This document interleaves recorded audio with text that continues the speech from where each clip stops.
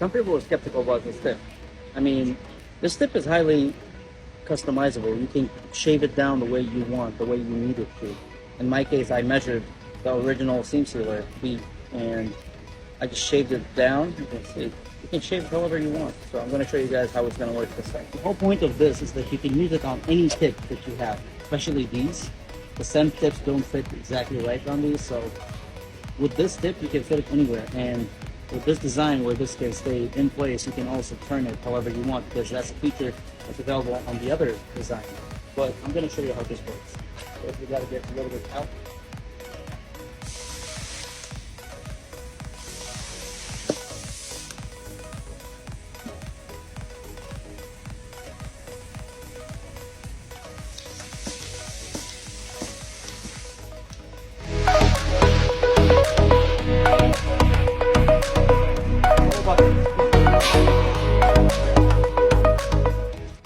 Even when it comes to these,